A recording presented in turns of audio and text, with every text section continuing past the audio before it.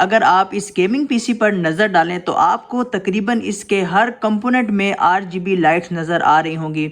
अगर हम केसिंग से स्टार्ट करें तो केसिंग में आपको RGB स्ट्रिप नज़र आ रही है। इसी तरह इसकी मदरबोर्ड, रैम और फैंस में भी हमें RGB स्ट्रिप देखने को मिलती है। मज़ीद ये कि इसके कीबोर्ड में भी हमें RGB नज़र आती है। इसी तरह माउस में भी हमें RGB देखने को मिलती है। और अगर आप माउस पैड की बात करें तो उसमें भी एक RGB चल रही है।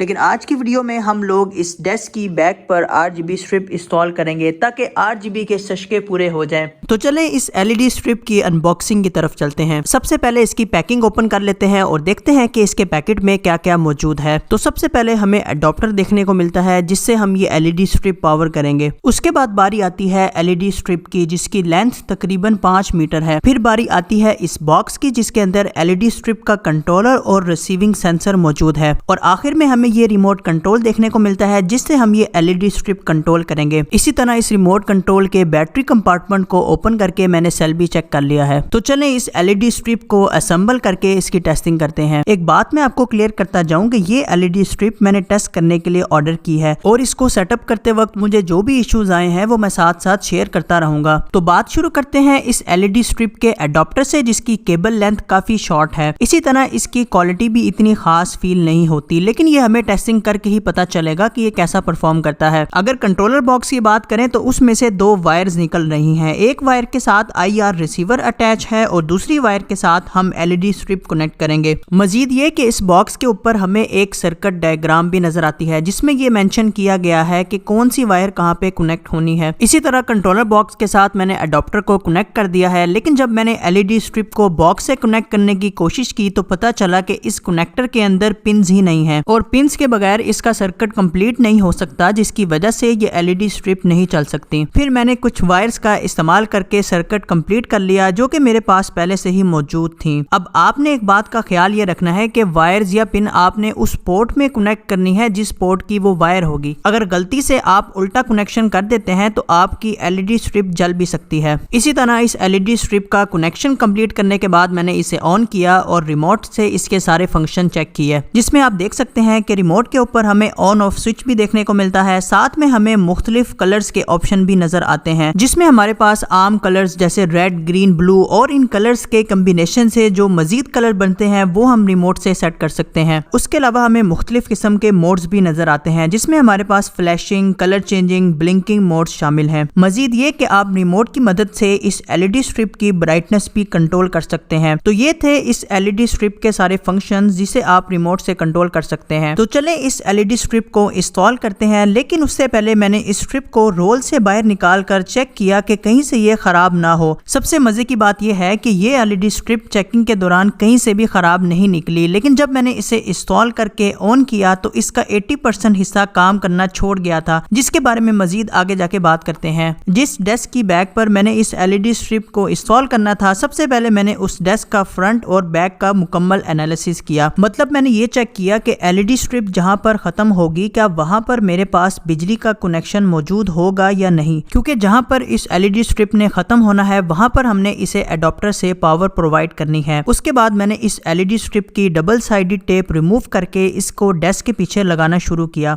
और जो रास्ता मैंने माइंड में सोचा हुआ था उसके अकॉर्डिंग मैं इसे डेस्क के पीछे चलाता रहा और जहां पर मैंने LED स्ट्रिप को कर्व से गुजारना था वहां पर मैंने इस LED स्ट्रिप को फोल्ड करके गुजार लिया।